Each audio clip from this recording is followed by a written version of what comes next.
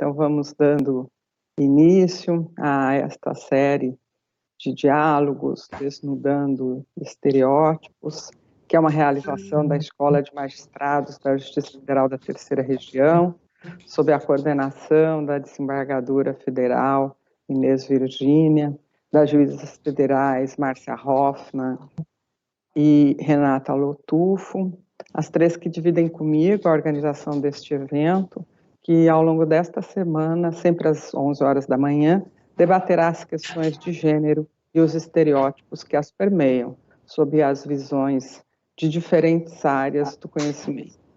Eu agradeço, cumprimento todo o nosso público que já nos acompanha e o convido para que enviem suas perguntas através do chat, tanto do Teams como do YouTube. Essas perguntas serão respondidas ao final pela ministra Ellen Grace.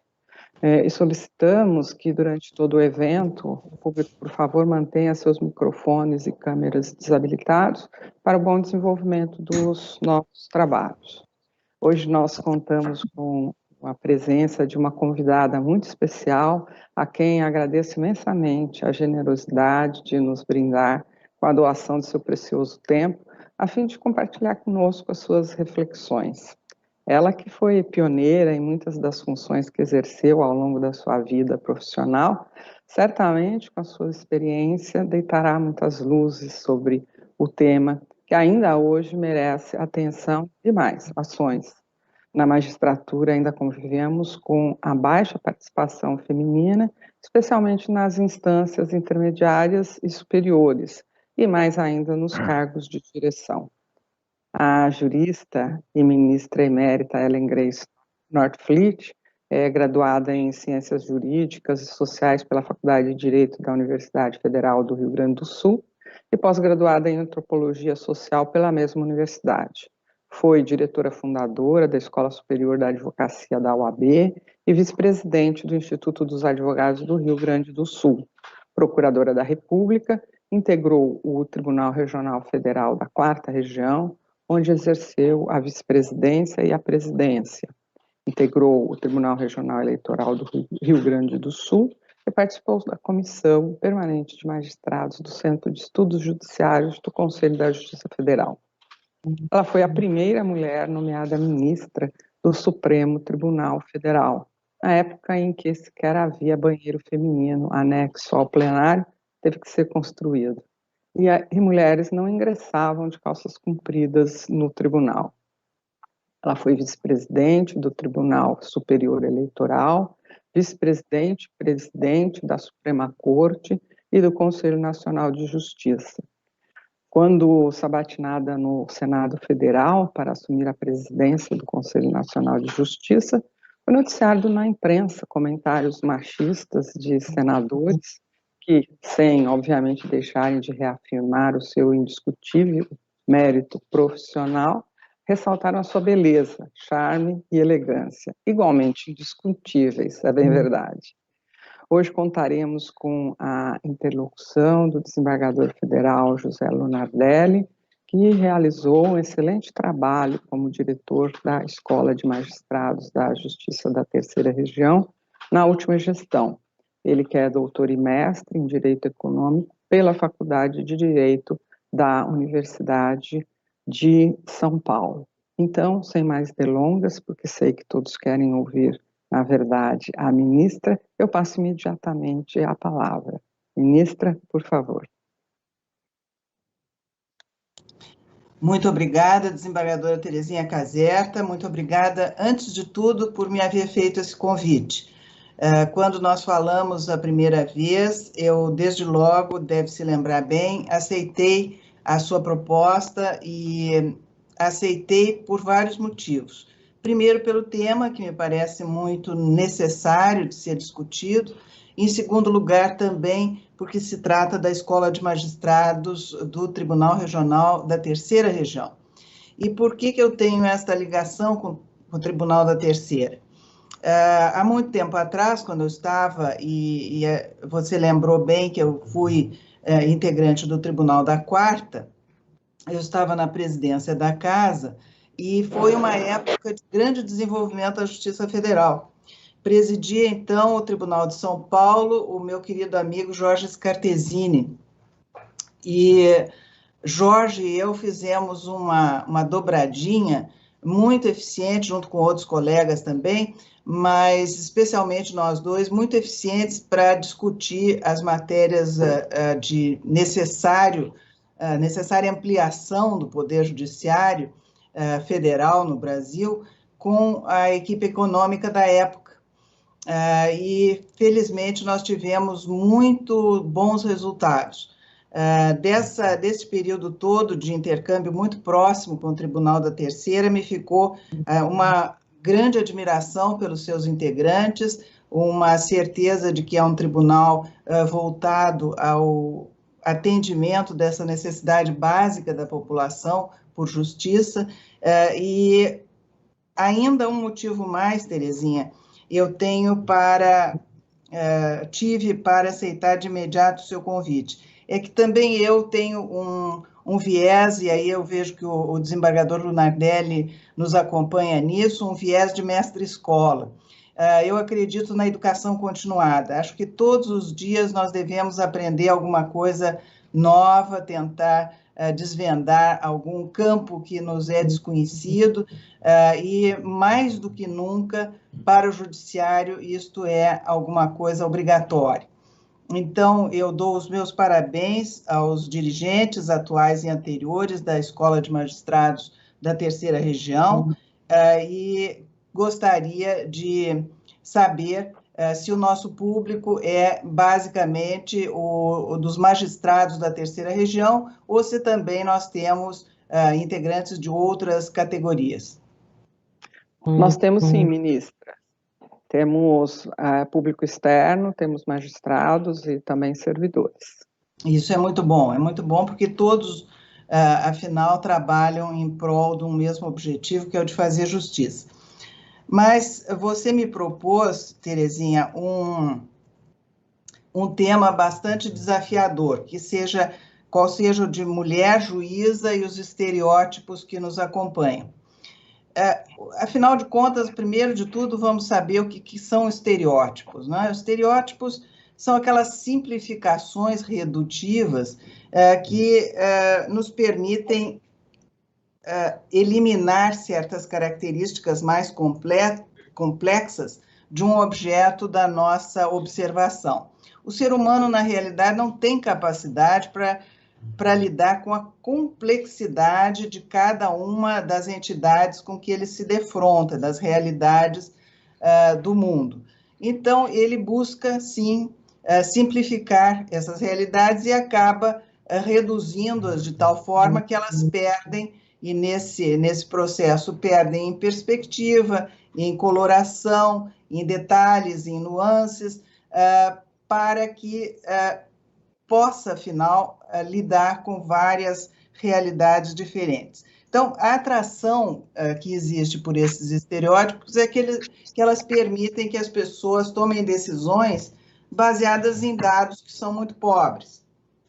Então, se eu considero que as mulheres são incapazes para a magistratura, como muitas vezes e durante muito tempo se considerou, porque as mulheres estão voltadas à maternidade e à criação dos filhos, eu justifico toda uma política de exclusão das mulheres. Da mesma forma, se verifica isso em outras profissões, não é só na magistratura. Eu até gostaria de comentar com vocês que na magistratura nós temos, e no serviço público em geral, nós temos uma situação de bastante conforto, porque o acesso mediante concurso público, ele nos permite chegar ao patamar que corresponde à nossa capacidade intelectual. Então, as mulheres, muitas vezes, em nossos concursos, são muito bem colocadas.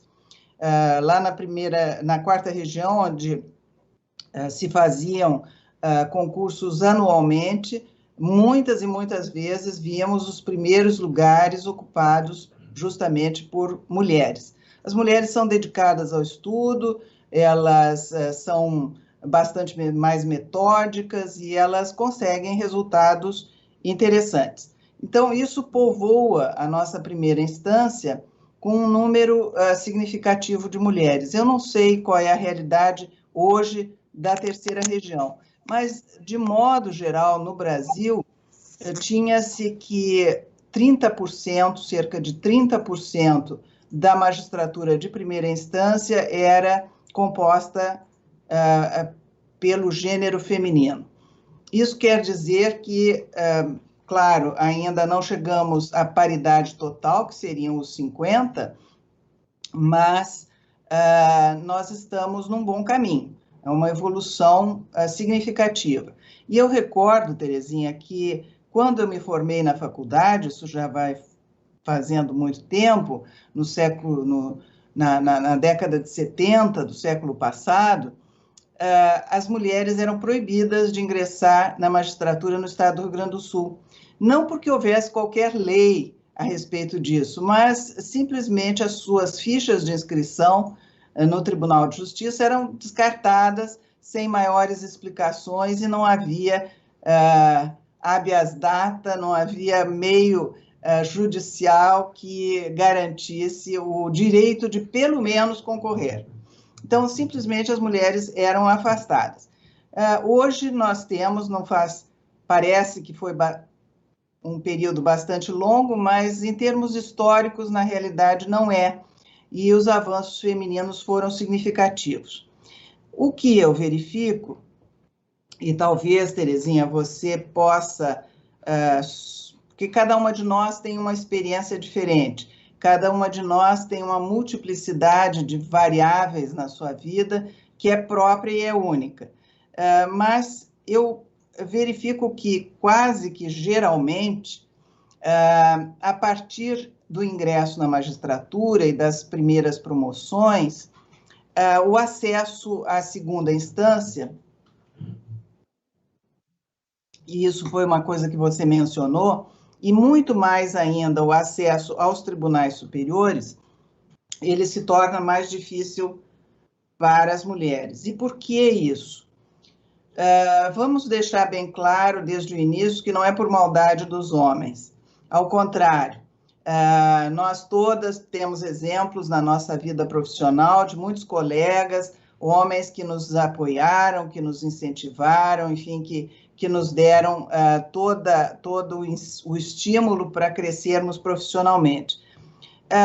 Não é por essa razão, é porque, primeiro, as mulheres têm menos prática de competitividade, uma coisa que é mais ou menos inata aos homens, que se exercitam em esportes competitivos, que têm todo o estímulo para, enfim, superar uns aos outros, e nós não. A nossa educação, a educação das meninas ainda hoje é feita de outra forma. É feita para a não agressão, para a não competitividade.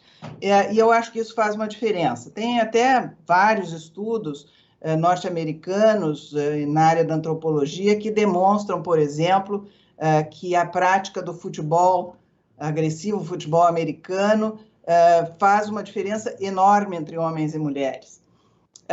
Aqui nós temos também, vivemos essa realidade. Outro fator que me parece também muito importante é o fato de que muitas mulheres se encolhem, deixam de demonstrar o seu interesse, a sua, entre aspas, ambição, porque isso também não é alguma coisa bem vista nas mulheres. E aqui nós entramos nos estereótipos masculinos e femininos. Se a ambição, o desejo de vencer, a competitividade são positivos vistos num homem, eles são vistos de maneira negativa nas mulheres. De tudo isso resulta, Terezinha e desembargador Lunardelli, que ao final das contas, nós temos... Perdão? Tem alguém falando? Nós temos pessoas menos equipadas para essa necessária competitividade. Consigo. Parece que há um microfone aberto. Temos um eco aí, uma interferência. Mas o que eu dizia é que nós temos pessoas, no caso, a categoria feminina, menos equipada para essa necessária, saudável, honrosa concorrência profissional. Não é nada desonroso alguém apresentar-se para um cargo, tentar demonstrar que tem capacidade para exercê-lo e procurar apoios para isso. Mas nem sempre é bem visto quando parte de uma mulher. Por outro lado, nós temos que ver uma característica ainda que separa homens e mulheres. Nós, mulheres profissionais, nós geralmente nos restringimos à vida no tribunal, ou na vara, no foro, enfim, e de volta para casa. A nossa vida social, ela circula em torno da família. Os homens já têm uma vida social mais ampliada, eles têm certos contatos informais que vão ser muito importantes no futuro. É aquele futebol do fim de semana com pessoas que até pertencem a outras áreas, mas que, no fim das contas, podem auxiliar de alguma forma. É a cervejinha no final do expediente com os colegas, os amigos. Enfim, são espaços informais em que os homens adquirem maior conhecimento prático e também uma rede de relações mais ampliada. Creio que isso também pesa, e pesa bastante, quando se trata, mais tarde, de você galgar posições superiores. No nosso caso, as mulheres são salvas, no caso do Brasil, as mulheres são salvas pela cláusula da promoção por antiguidade, ou seja, se você não tiver os amigos certos, que considerem que você é mais eficiente do que seus colegas, esse julgamento por mérito, sabemos nós, é um julgamento muito subjetivo. Então, depende também desta rede de relações. E se você não tiver isso, na pior das hipóteses, então você galga as posições por antiguidade. Isso se aplica tanto para homens quanto para mulheres, diga-se de passagem. Eu já vi muitos colegas excepcionalmente merecedores e que não foram promovidos, talvez até porque se reconhecia que eles eram qualificados demais e fariam sombra para algumas outras pessoas. Então, isso vale para todos, não é uma coisa exclusivamente feminina. Nós verificamos que, recentemente, tem havido também, de parte do Poder Judiciário, uma necessidade muito grande de nós não apenas sermos aqueles juízes tradicionais que são eruditos, que, enfim, enchem os autos de citações em várias línguas e tal, mas temos a necessidade de nos demonstrarmos como bons administradores. E bons administradores são necessários não apenas na cúpula dos tribunais, mas são necessários até naquela pequena vara do interior para manejar o pessoal, para especialmente motivá-los a trabalhar de boa vontade com o público, apresentar um exemplo de dedicação a um trabalho realmente importante, e isso é uma coisa que esse trabalho de administração nunca foi valorizado. Eu não sei se a Escola de Magistrados de São Paulo, ela dispõe já de cursos de administração judiciária. Quando eu, recente ingressado no Tribunal da Quarta, eu Vocês também tiveram isso, Terezinha. Você ainda não estava lá, o Lunardelli também não, mas lá na quarta nós recebemos 2 jamantas de processos que vieram do antigo Tribunal Federal de Recursos. E tivemos que começar com aquilo. Cada um dos magistrados recebeu de saída uma carga de 2.000 processos. Com 2.000 processos numa sala, empilhados, você não sabe nem por onde começar. E foi aí, nesta circunstância, que eu aprendi que a primeira tarefa que se deve fazer, nesse caso, é uma boa triagem dos processos.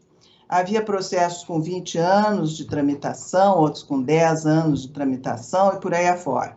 Então, eu fiz essa triagem por idade, não por idade de entrada no tribunal, porque todos tinham entrado praticamente no mesmo dia, mas de entrada em juízo. Para o jurisdicionado não interessa se eu cheguei ao tribunal da 4ª Região ontem e o processo tem 20 anos. Para mim, interessa a solução de um litígio que começou 20 anos atrás e, portanto, já está muito atrasada esta solução. Então, eu fiz de início esta triagem de processos e assim comecei a tratar, digamos, o meu passivo. Logo depois de algum tempo, surgiu-me uma oportunidade de fazer uma especialização nos Estados Unidos. Era a primeira vez que a Fulbright oferecia uma bolsa para magistrado. Muito poucos juristas já tinham ido, advogados, enfim, muito poucos, e magistrado nenhum. Então, eles me ofereceram a tal bolsa e eu fiz uma série de exigências. Uma delas é que eu queria me localizar na cidade de Washington, na capital. Ora, a capital é onde se situam, e por ser a Fulbright dava, na época, uma ênfase muito grande à economia, lá em Washington se situa Banco Mundial, Fundo Monetário Internacional, enfim, todos os grandes organismos econômicos internacionais e, portanto, a cota relativa a Washington já estava completa. Não havia possibilidade de eu ir a Washington. E queriam me mandar para o Texas, onde existe realmente uma boa escola de administração pública. Mas eu voltei a eles e disse, olha, o meu tribunal está abrindo mão do meu trabalho durante 1 ano, eu estou gastando 1 ano da minha vida, se não for para ir a Washington, eu abro mão da bolsa. E por que eu sou tão intransigente com isso, com esse detalhe? É porque em Washington eu terei 3 sistemas estaduais diferentes para estudar. Virgínia, Maryland e o próprio Distrito de Colômbia, além de todo o sistema federal, começando da Suprema Corte abaixo. Então, eles compreenderam que eu tinha um plano, que eu tinha um projeto, e abriram uma exceção e eu realmente me sediei em Washington. Então, ali eu tratei de estudar todos os detalhes administrativos. Estudar o direito americano, para nós, não acrescenta muita coisa, exceto em alguns setores mais especializados, mas o direito americano é muito diferente do nosso, e o que realmente me interessava era a administração dos tribunais. Então, eu entrei a fundo nessa administração dos tribunais para ver, os americanos são muito bons em administração, para ver como é que eles resolviam determinados problemas. E, a partir daí, então, retornei ao Brasil e tentei implantar no Tribunal da 4ª uma série de medidas que eu tinha visto exitosas nos Estados Unidos. Uma delas, que desde logo me chamou muita atenção, foi a da automatização ou da informatização dos processos. Nós temos uma série de processos que não merecem praticamente a atenção de um juiz super qualificado, como são os nossos juízes federais. O processo de execução fiscal, por exemplo, eu comecei por ele e tratei de transformá-lo num grande algoritmo em que todas as fases se seguissem para que ele pudesse ser informatizado. com a expedição automática de cartas, etc. Geralmente os devedores não se encontram, porque a Fazenda já nos entrega a execução fiscal no momento em que as empresas já se desfizeram. Enfim, todas essas dificuldades foram pensadas e se tentou encontrar soluções. Então, a informatização me pareceu ser um grande auxiliar. O que eu fiz depois disso? Eu resolvi que tem-se sempre a impressão,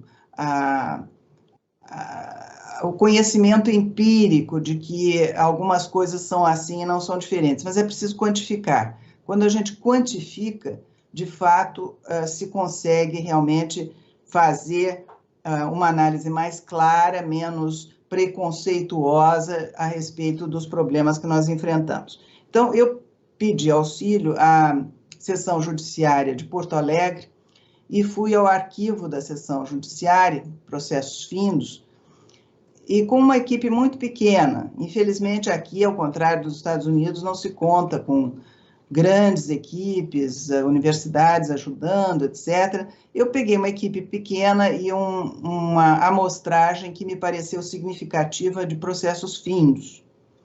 E, a partir dali, comecei, então, a medir o tempo do processo. Tempo que vai desde a distribuição até a final remessa ao arquivo e recebimento no arquivo. Muito bem. Somados todos os tempos e calculadas as médias nessa amostragem, eu cheguei à conclusão de que o juiz, na realidade, que é sempre culpado pelo atraso dos processos, o judiciário é sempre o culpado porque as coisas não se resolvem a tempo, na verdade, o juiz gastava apenas 11% do tempo total. Todas as vezes em que o feito era encaminhado ao juiz, se fazia uma conclusão ao juiz, e quando o juiz devolvia com algum despacho ou sentença, enfim, este era o tempo do juiz. Depois eu calculei o tempo das partes. São duas partes, elas se contrapõem, fazem ingressar muitas petições, às vezes até desnecessárias, tem toda a dilação probatória, pois as partes gastam, cada uma delas, 10% do tempo do processo. Então, 20% temos aí para as partes. Ou seja, quase 70% do tempo do processo, o que é? É tempo inerte, é tempo de movimentação cartorária. É o processo que sai de uma vara para outra, que sai de uma mesa para outra, que sai da secretaria para a contadoria, que volta da contadoria, enfim, é um tempo sem produção intelectual. É o tempo do carimbo. Então, isso tudo, esses 70%, se nós conseguirmos automatizar, ele vai nos representar um ganho muito significativo na prestação jurisdicional. Isso foi posto em prática, depois dessa demonstração teórica bem feita, nós começamos, então, a trabalhar no Sul com o processo eletrônico. Tivemos a primazia de instalar o processo eletrônico lá na 4ª Região. E por aí foi indo. Então, quem diz, e sempre havia um certo receio, quando eu percebi isso, quando eu ia ingressar na presidência do tribunal, que mulheres não são boas administradoras.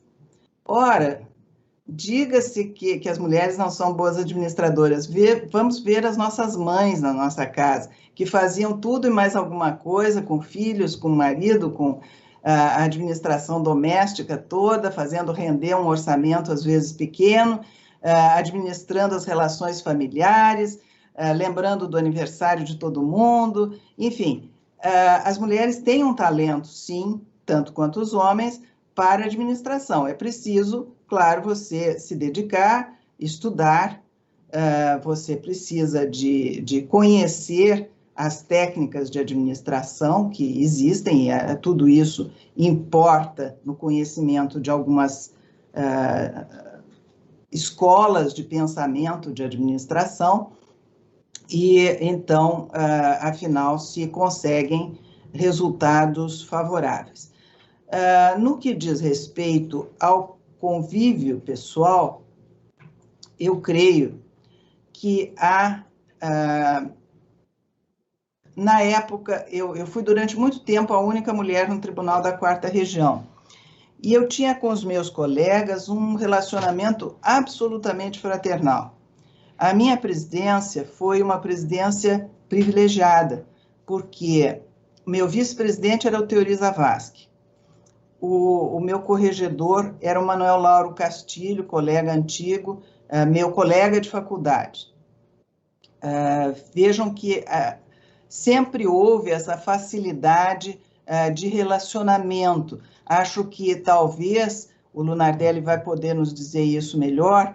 Entre homens, às vezes, há um certo choque de personalidades, de um querer ser um pouco mais importante que o outro, ou mais conhecedor do que o outro, enquanto que as mulheres um pouco diluem isso, elas... aí é o aspecto contrário da nossa não competitividade.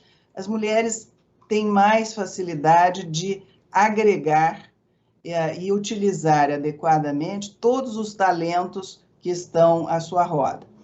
Aquele período de presidência do Tribunal da Quarta Região eu considero como um dos pontos altos da minha vida, porque além de ter sido um período muito proveitoso, foi um período em que a Quarta Região dobrou de tamanho. Nós, como eu tinha dito logo no início, junto com Jorge Scartesini, trabalhamos pela criação de novas varas federais, e depois disso, criadas as varas, nós também não tínhamos orçamento para instalá-las. Nós tínhamos juízes, isso é que é o mais importante. Como nós fazíamos concursos a cada ano, nós sempre tínhamos uma sobra de juízes e nós estávamos com todas as varas providas. Portanto, era possível tirar o juiz auxiliar para fundar uma nova vara. Mas o que acontece é que, principalmente, nós fizemos um trabalho assim muito cauteloso, e isso se deve especialmente ao Manuel Lauro, que era o corregedor à época, de localizar adequadamente essas varas, localizar de forma a que os jurisdicionados tivessem acesso efetivamente a um juiz federal. O trabalho feito foi tão cauteloso e tão bem sucedido que nós não temos nenhum jurisdicionado na Quarta Região a mais de 200 quilômetros de um juiz federal. 200 quilômetros é uma distância considerável, mas temos que pensar que esse é um país muito grande, e 200 quilômetros dá perfeitamente para uma pessoa ir de manhã até aquela cidade e voltar ainda no mesmo dia, sem maiores despesas. Nós fizemos isso, assim, examinando quais eram as rotas de ônibus, examinando qual era a caída da serra, examinando quais eram as cidades que entre si tinham rivalidades, geralmente cidades próximas têm rivalidades. Então, nós íamos a um dos prefeitos e dizíamos, olha, nós precisamos instalar, gostaríamos de instalar uma vara federal na sua cidade, mas não temos sede, não temos funcionários, não temos mobiliário, não tínhamos nada. O equipamento era muito pouco, o orçamento não existia. E depois nós íamos ao prefeito da outra cidade e fazíamos a mesma história. Então, eles passavam a competir entre si e nós acabávamos aceitando a melhor proposta. Ou seja, quem nos desse um prédio mobiliado, e aí a associação comercial providenciava a pintura, porque todos sabiam que a presença de uma vara federal na cidade representa algo de muito positivo, que atrás do juiz federal vem a Procuradoria da República, vem a Polícia Federal, enfim, a cidade ganha em status. E com isso nós conseguimos instalar as varas, o que era bastante custoso mesmo, era o equipamento eletrônico. Nós estávamos em franca informatização e precisávamos de ter computadores para todos. Então, foi que surgiu a oportunidade, através do Dr. Everardo Maciel, que era então o secretário da Receita, de nós utilizarmos material apreendido. Havia no Porto de Santos, assim, containers inteiros cheios de equipamento eletrônico que podia ser doado. E esse equipamento eletrônico apresentava problemas também, porque os contrabandistas, eles são bastante inteligentes, eles não mandam o computador inteiro. Eles geralmente mandam a carcaça num equipamento, num container, e depois a placa-mãe vai num outro, e para ser montados no local, para que não haja perda total. Mas, enfim, nós fizemos, a nossa equipe de informática ir até o Porto de Santos, abrir aqueles containers todos e selecionar o que era possível de ser usado na nossa, enfim, na montagem das novas varas. Isso foi feito, nós instalamos todas as varas, eram 65 novas varas, 65. Eu, quando saí, entreguei montadas, instaladas, 45 delas. 45 varas foram instaladas e as outras ficaram para ser instaladas na gestão seguinte, e foram. Então, há esta preocupação no administrar, e eu acho que isso é também um toque feminino, de procurar prestar o serviço a quem o serviço é endereçado, ou seja, estar próximo do cidadão que precisa do serviço de justiça. Então, esta passagem lá pela 4ª Região me foi muito útil porque não só me deu essa satisfação profissional muito grande. Se vocês hoje andarem lá por interior do Paraná, Santa Catarina, Rio Grande do Sul, vão ver as placas inaugurais das varas, todas daquele período. E eu sempre dizia para os jovens juízes que estavam assumindo essas novas varas, e queria que a inauguração se completasse com o plantio de uma árvore de flor.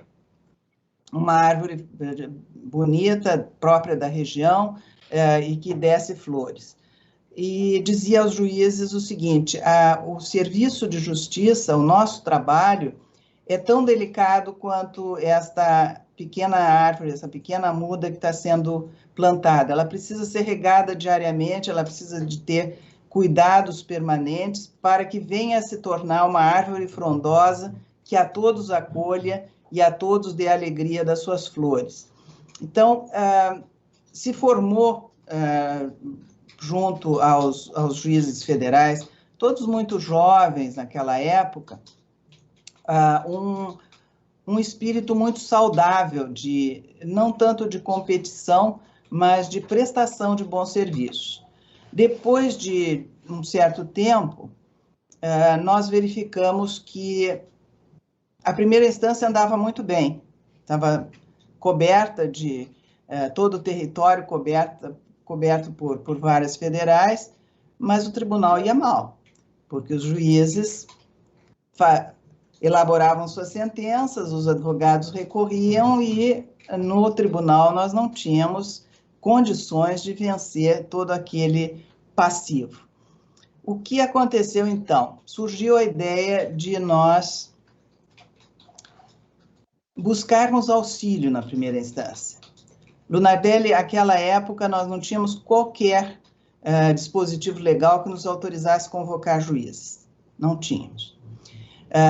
Alguns juízes até reagiram mal, mas eu, junto com o meu vice-presidente e o corregedor, fomos aos colegas de primeira instância, inicialmente os sediados em Porto Alegre, porque também nós não tínhamos dinheiro para pagar diária, se fosse o caso de trazer colegas de outras sessões.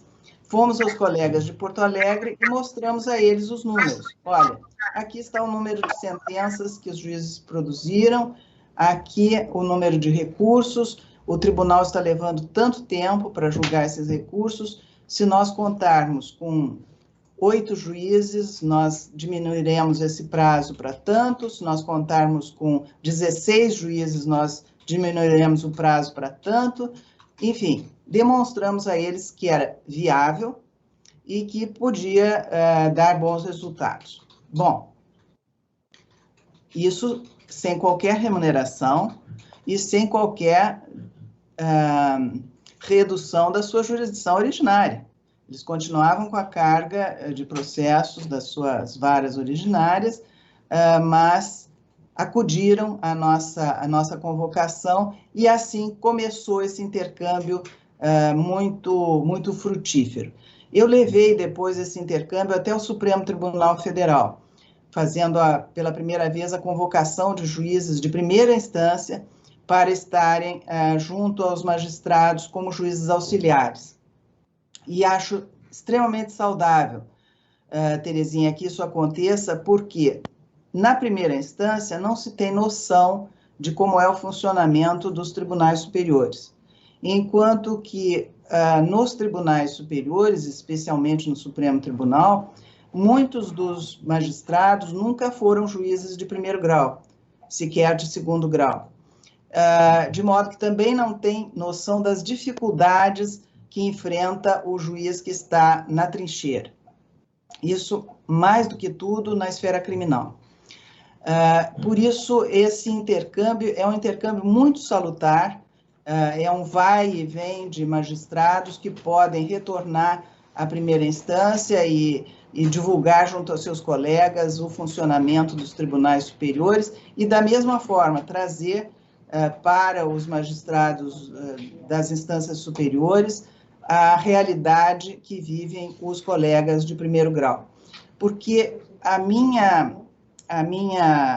e com isso eu encerro, Terezinha, para não me alongar mais e a gente poder fazer um bate-papo aí, a minha noção básica é que o sistema judiciário precisa ser um sistema, ou seja, não vale nada eu ter o meu gabinete perfeitamente em ordem se todo o tribunal não estiver. Da mesma forma, não adianta ter um tribunal zerado e a primeira instância está afogada em processos, ou os tribunais superiores. É preciso que a gente trabalhe, e isso é um trabalho longo, para que realmente esse sistema funcione como vasos comunicantes com um fluxo contínuo e sem embaraços para aqueles que usam o sistema de justiça. Mas eu não sei se eu divaguei muito, Terezinha, mas eu queria ainda deixar para vocês uma noção nova que eu aprendi ainda outro dia e que diz também um pouco com essa coisa de mulheres no judiciário e tal, porque, de fato, todas nós temos algumas dificuldades a revelar na nossa trajetória profissional. Mas existe um livro recente do Nassim Taleb, em que ele lança um conceito novo. Diz ele o seguinte, o resiliente, e todos nós chegamos onde chegamos por ser resilientes, o resiliente resiste aos choques e ao tempo, e permanece o mesmo. Mas o antifrágil, e esse é o conceito novo, o antifrágil fica melhor. Não se protege de ataques ou mudanças bruscas, aceita como fator benéfico para aperfeiçoamento e evolução. Então, essa noção da mulher que já foi o sexo frágil como ser o antifrágil, o que aceita as adversidades e as aproveita para melhorar, para se tornar um cidadão ou uma cidadã melhor e prestar bons serviços à comunidade em que vive.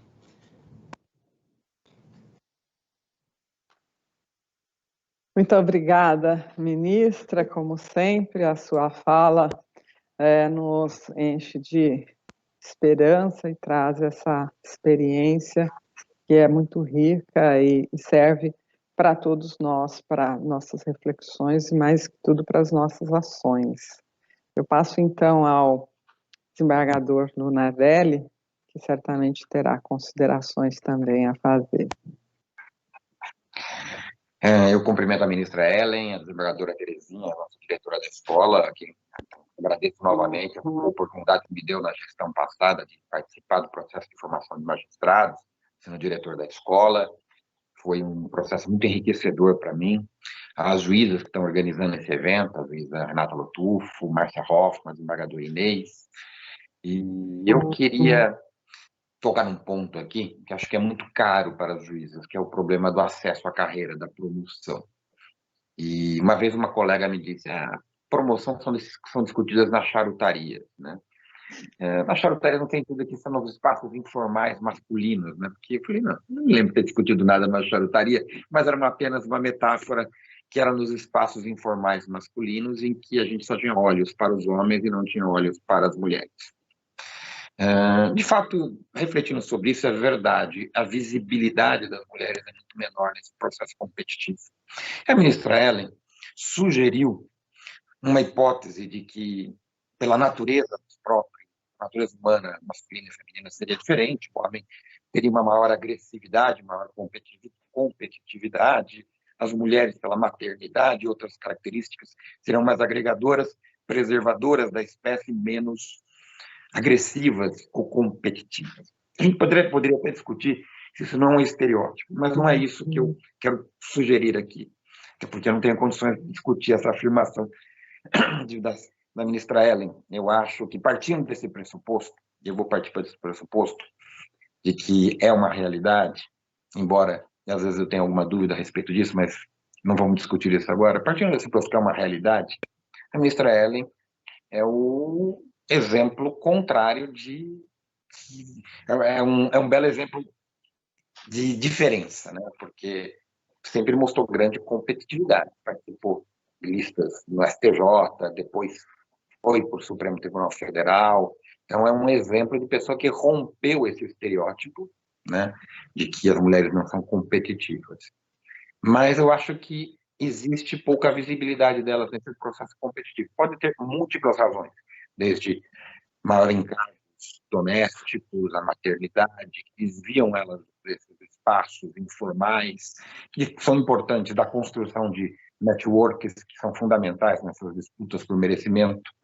Elas acabam se dedicando mais à família, o trabalho doméstico é muito mais pesado para elas. Existe uma série de fatores aí que pode prejudicar, né? E isso é uma realidade. Agora, a questão que eu colocaria para a ministra Ellen, né, se ela tivesse que participar de um curso de autoajuda com as mulheres, né?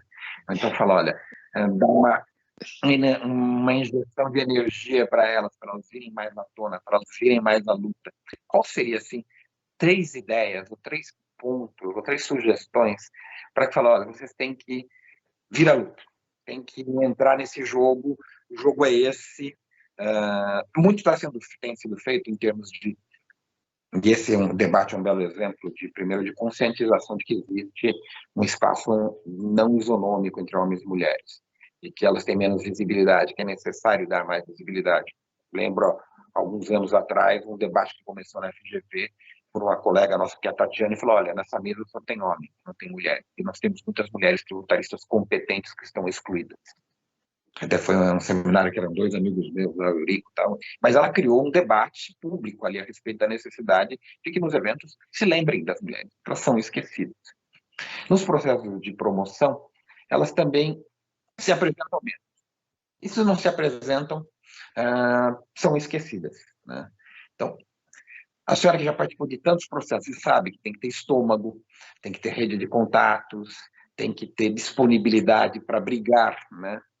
Quais as sugestões que daria para as nossas colegas em termos de incentivos e como a gente pode incentivá-las mais a participar desse processo, que é um processo político, né?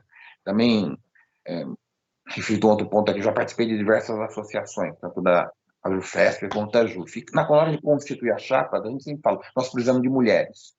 A gente sai atrás, né? Abre a lista, né? Olha, quem pode e tal. E é uma dificuldade enorme de conseguir mulheres para entregar chapas, participar das associações e tal. Eu vejo que há muito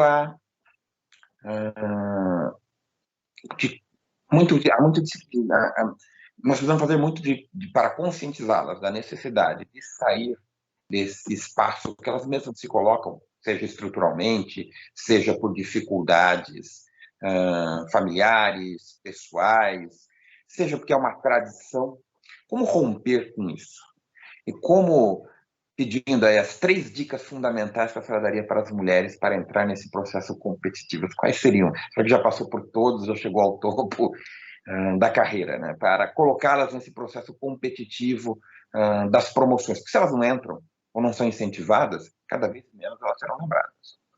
Então, essa primeira questão que eu coloco aí para a gente trabalhar, talvez, essa diferença de natureza entre homens e mulheres, a maior agressividade, a ambição dos homens, um recuo maior das mulheres nesse processo político de disputa, que são as promoções para o merecimento, que são mesmo um processo político de disputa. Você tem toda a razão, Lunardelli, que esses processos são políticos no melhor senso da política. Todos nós atuamos politicamente dentro do nosso ambiente, de alguma forma. Não é a política partidária, não é a política de outra natureza, é a alta política. Realmente se trata da política institucional, e para isso, você lembrou muito bem, são importantes as associações de magistrados, às quais as mulheres nem sempre comparecem como deveriam. O espaço das associações é um espaço da política profissional própria da magistratura. Mas você me pediu aí 3, digamos, conselhos. Uma coisa que eu poderia dizer, acho que Terezinha não vai discordar de mim, é que o mais importante de tudo é acreditar em si mesmo. Acreditar em si mesmo, acreditar no seu próprio talento, na sua própria capacidade, e que não está inferiorizada em relação... Essa inferioridade que é internalizada por muitas mulheres é que é a causa das diferenças numéricas, porque muitas vezes a pessoa sequer ousa competir, sequer ousa se apresentar, porque não acredita em si. Então, a primeira noção básica é essa: acredite no seu talento, na sua capacidade, trabalhe esse talento, essa capacidade, mantenha-se atualizado sempre, estudando sempre, enfim, é por aí. Segundo aspecto que eu acho muito, muito importante é o de, nas competições que surgem na carreira, isso serve para homens e para mulheres, sempre jogar limpo, nunca desfazer dos seus competidores. Ao contrário, você se engrandece se os seus competidores forem muito capacitados. Você só se engrandece se acabar sobrepujando um grupo de competidores muito qualificados. Então, essa noção de sempre jogar limpo é alguma coisa que, junto aos eleitores, entre aspas, pega muito bem.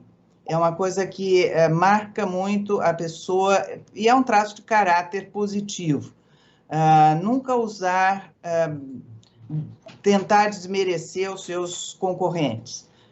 Isso eu acho que é alguma coisa que é ruim para você, porque você não tem a noção exata de com quem está lidando. Se você tem um competidor muito forte, você desmerece, tenta imaginar que aquele competidor não é tão forte, você já vai mal. Como dizia a arte da guerra, é preciso conhecer o seu exército e também conhecer o exército inimigo. Se você conhece os dois, as forças que ambos têm, então o seu resultado poderá ser positivo.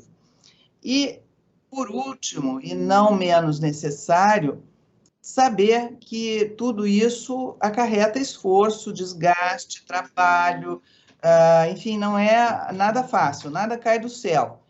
Muitas vezes as pessoas esperam que tudo se resolva, eu vou ficar em casa de braços cruzados e alguém vai vir com um sapatinho de cristal, acertar o tamanho do meu sapato.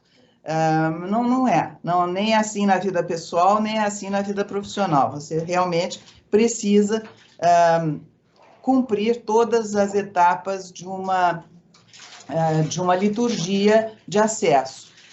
Você referiu aí que eu participei de diversas competições e tal, e que fui bem sucedida, mas houve também as que eu não fui bem sucedida. Eu vou lhe contar, por exemplo, o fato de eu ter concorrido a uma posição no órgão de apelação da Organização Mundial do Comércio. Esse órgão de apelação havia um membro brasileiro, que era o professor Luiz Olavo Batista, e o professor... Tem uma interferência, será que não dá para eliminar isso, por favor? Vocês escutam um sonzinho? Bem, o professor Luiz Olavo ia sair do órgão de apelação e me sugeriu que, para não perdermos a vaga brasileira, eu me apresentasse. Eu estava no Supremo ainda à época. E me dispus a fazer todo o périplo, e não foi pequeno, visitando os embaixadores de diversos países estrangeiros lá em Genebra para apresentar a posição brasileira, qual era, etc. Fui aos Estados Unidos me apresentar perante o Departamento de Comércio, que é quem cuida deste aspecto, dessa nomeação. Enfim, fiz todo o trajeto e acabei não sendo bem-sucedida. Mas aprendendo grandes lições nessa trajetória. Ou seja, você não necessariamente precisa chegar àquele resultado inicialmente pretendido, mas faça da trajetória uma experiência positiva, uma experiência muito, muito enriquecedora. Depois de passado algum tempo, porque nesses organismos internacionais tudo é muito sigiloso, eu fiquei sabendo que, afinal, a decisão não se tinha dado por uma escolha pessoal, ou seja, de nada importava, no caso, a minha pessoa, o escolhido tinha sido um representante do México, por uma jogada diplomática inteligentíssima do Canadá, que hoje, atualmente, a organização está praticamente esfacelada, e o órgão de apelação nem tem funcionado porque faltam membros. Mas, naquela época, os Estados Unidos representavam a América do Norte, o Brasil estava representando a América do Sul. Havia uma cadeira permanente para a China, uma cadeira permanente para a Rússia e outras posições. Então, o Canadá não tinha qualquer esperança de alcançar uma posição no órgão de apelação. O que fez o Canadá? Deslocou a situação do Brasil, ao invés de ser América do Sul, América do Norte, como uma posição das Américas. Então, puxou essa posição para o México. E na próxima rodada, então, o Canadá se apresentará com uma candidatura. Ou seja, são jogadas de longo prazo que são bonitas de ver. A diplomacia é uma arte extremamente sofisticada, e eu não perdi nada, não me senti minimamente diminuída por não ter obtido uma solução favorável. Só lamento que o Brasil tenha perdido, sim, a posição. Ministra, a propósito dessa questão, e até trazendo a simbologia aí, o gênero masculino simbolizado como uma seta, né? O homem é aquele que lança, aquele que vai, aquele que arrisca. Então, a ambição sendo algo mais masculino do que feminino, e muitas vezes, como a senhora já mencionou, que a ambição não é muito bem vista para as mulheres. Na época em que a senhora concorreu a essa posição, e já tinha uma projeção internacional, já era muito respeitada, mas a revista Época noticiou que havia entre os ministros do Supremo uma resistência e que havia um certo preconceito, porque achavam que talvez fosse ambicioso demais para uma mulher. coisa que não ocorreu quando outros ministros do próprio Supremo tentaram cargos internacionais e até obtiveram. Então, eu gostaria de saber como a própria ministra Carmen Lúcia, em plenário, já mencionou que há muito preconceito, que não é fácil para uma mulher ser juíza dentro daquela corte, que ela mesma já chegou a ouvir comentários, como acho que muitas de nós mulheres ouvimos ao longo da vida, né? Magistratura não é lugar para mulher, e menos ainda uma corte suprema. Eu gostaria de saber como é a sua visão a propósito disso. Bem, de fato, Terezinha, quando houve aquela minha tentativa de concorrer ao órgão de apelação da OMC, alguns colegas fizeram comentários, mas a gente sabe que os colegas fazem comentário até sobre o time de futebol do Brasil, então isso não quer dizer muita coisa, não me afetou. O fato é que eu sempre me senti no tribunal muito à vontade. Como eu disse anteriormente, eu fui a primeira mulher no tribunal da 4ª Região. Não havia nenhuma outra colega, depois foram ingressando. Também no Supremo eu fui a primeira mulher, mas em circunstâncias muito especiais. Veja bem, Nelson Jobim era um amigo praticamente de infância, nós somos contemporâneos de faculdade. Moreira Alves foi o meu examinador no concurso de procuradora da República, quando eu tinha 25 anos, e desde então ficamos amigos. Sidney Sanches era um amigo antigo. O ministro Zenélio da Silveira tinha sido meu professor na Universidade Federal do Rio Grande do Sul. Ou seja, eu me senti muito cercada de amigos e muito bem recebida. O ministro Carlos Veloso, que era presidente à época em que eu tomei posse, também um amigo de muito tempo. O ministro Marco Aurélio, veja, eu era juíza lá na 4ª Região, ele foi a primeira pessoa a me mandar um bilhetinho, porque tinha saído qualquer notícia sobre a Suprema Corte Americana, dizendo que já era tempo de que a Suprema Corte Brasileira também incluísse mulheres e que ele via a possibilidade do meu nome e tal. Então, eu realmente me senti muito à vontade. Durante o período lá do tribunal, para te dizer verdadeiramente, eu não senti preconceito propriamente. Talvez um pouco aquela vontade de proteger, que também é uma coisa que pode ser considerada como uma tentativa de redução, mas muito uma coisa muito carinhosa e muito fraterna de alguns colegas mais idosos. Eu realmente passei no Supremo um período muito, muito bom. E acho o colegiado, ele permite isso, sabe? Você, se alguém desfizer da teoria que você está tentando demonstrar, e você tem certeza a respeito, você tem condições de retrucar, não tem problema nenhum, isso é natural num colegiado. Muito obrigada, ministra. Nós estamos já avançando um pouco do horário, mas caso a senhora possa seguir conosco um pouquinho mais, nós temos algumas perguntas. Tá certo, vamos lá, vamos às perguntas. Que ótimo, obrigada, eu agradeço muito. Nós temos uma pergunta da nossa colega Neuza Alves, e ela faz aqui umas considerações, mas como o tempo não nos permitem, eu iria direto à pergunta, que ela pergunta se nós temos como lutar, no bom sentido da palavra, de igual para igual, no mundo feito pelos homens.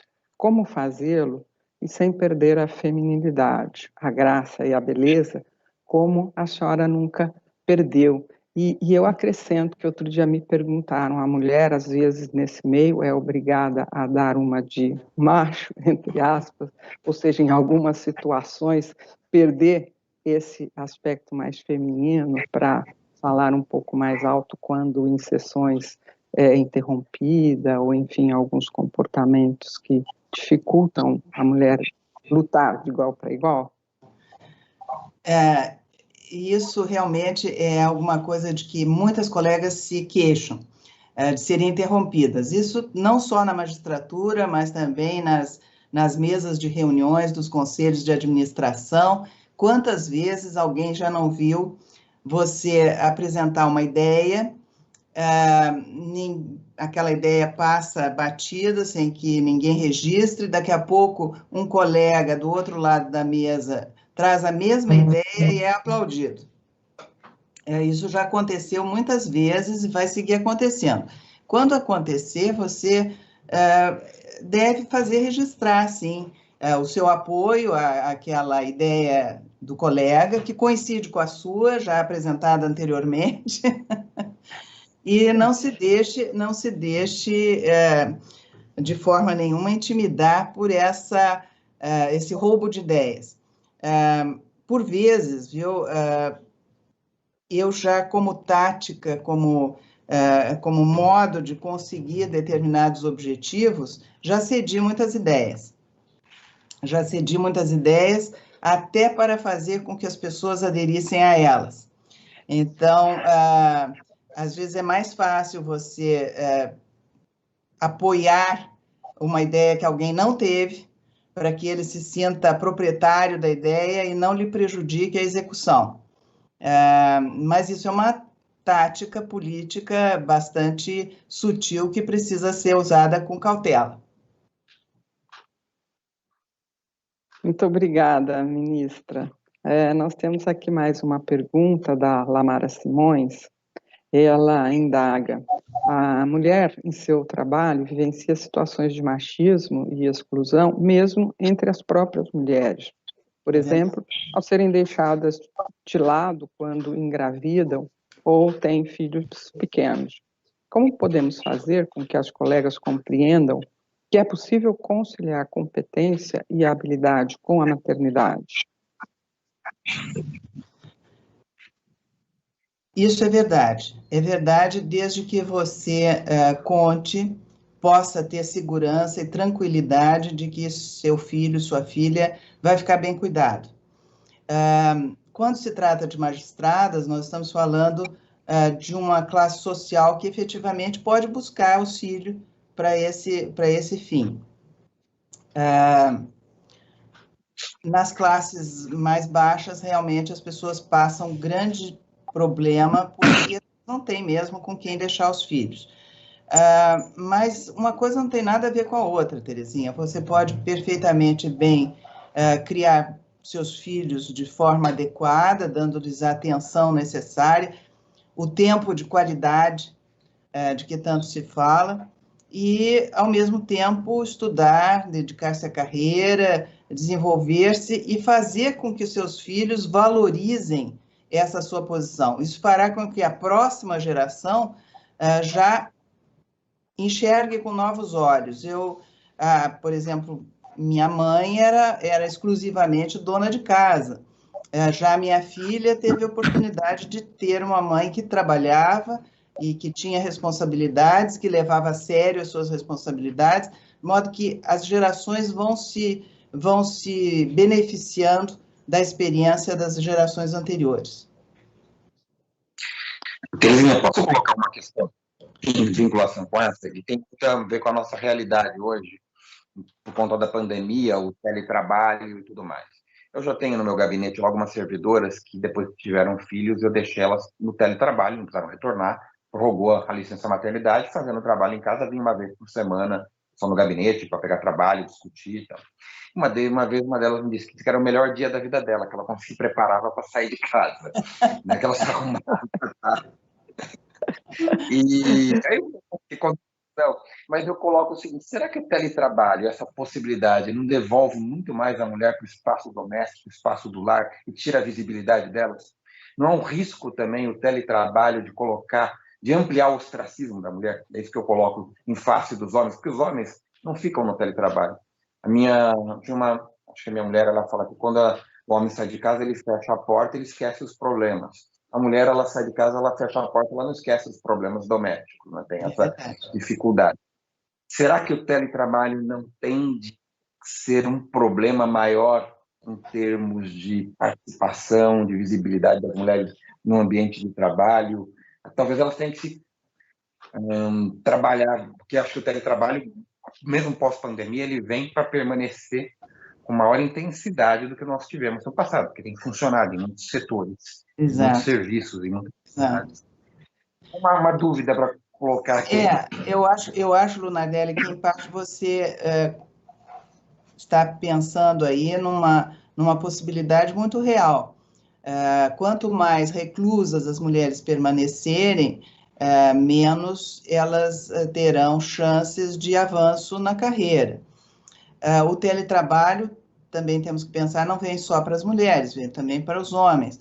Agora, os homens contam com uma outra diferença, que é a maior mobilidade.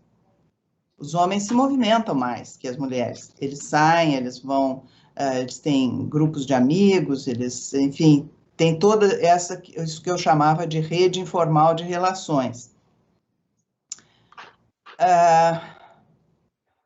Sem dúvida nenhuma, os homens não vão se conformar a ficar muito tempo só no teletrabalho. Eles vão querer voltar para o escritório para conversar, nem que seja com os colegas, com os superiores e tal, para serem vistos. Mas isso é muito cultural, sabe, Lunardelli? É alguma coisa que não se resolve do dia para a noite, que nem é resultado só da pandemia, mas nem se resolve do dia para a noite, porque a maior mobilidade dos homens já se situa na forma como eles se calçam.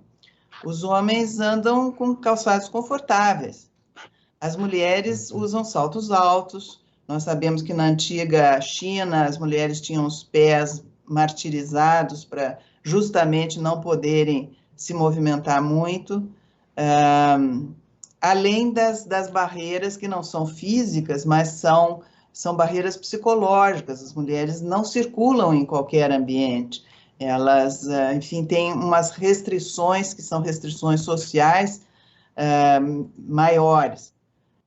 Mas você tem razão com essa questão do trabalho remoto. Por um lado, vai ser positivo.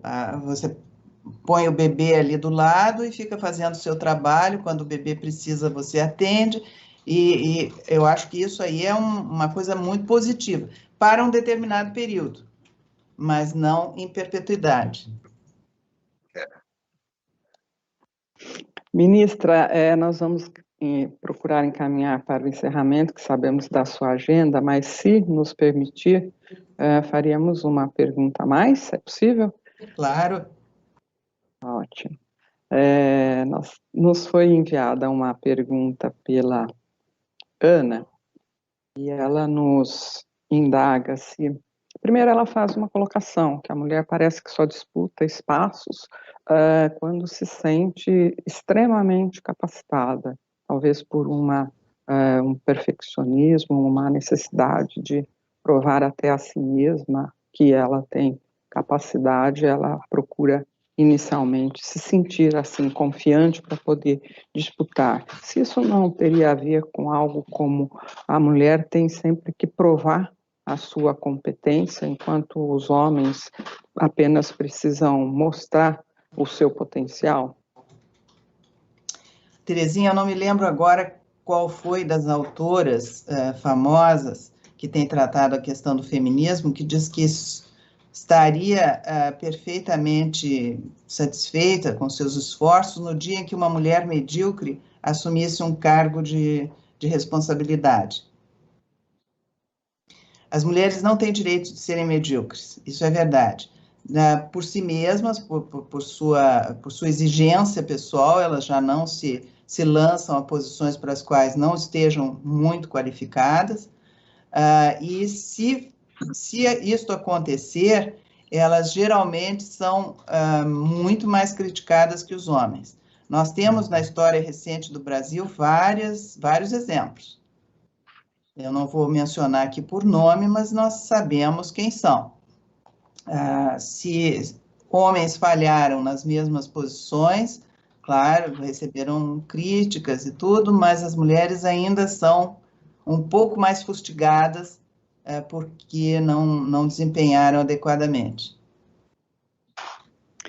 Muito obrigada, ministra. Eu já vou efetivamente encerrar, embora haja algumas outras perguntas, mas o horário já avança e nós já abusamos muito da sua disponibilidade, da sua generosidade, da sua simpatia, beleza e elegância sempre, e especialmente da sua inteligência, da sua bondade em compartilhar conosco essas experiências e essas reflexões que tanto colaboram para que as mulheres também possam, como a senhora fez, chegar aos postos e desempenhá-los de forma brilhante e, com isso, incentivar muitas outras mulheres a continuarem essa luta que ainda necessita de muitas batalhas, mas que se faz necessário.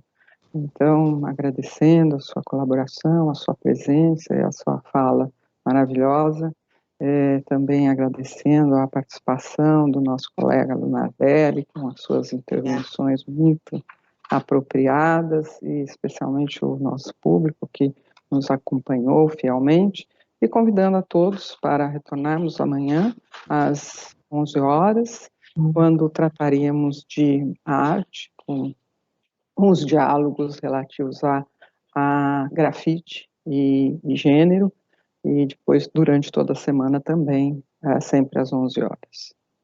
Muito obrigada. Terezinha, eu que agradeço a oportunidade de estar com vocês, de alguma forma tentar servir a Escola de Magistrados do Tribunal da Terceira e alcançar todos os colegas e colegas o meu abraço muito afetuoso. Muito obrigada, ministra. Muito obrigada, Lunardelli. Eu agradeço também a oportunidade de participar desse debate. Viu? Então, muito obrigada e até amanhã a todos que puderem nos acompanhar. Até logo.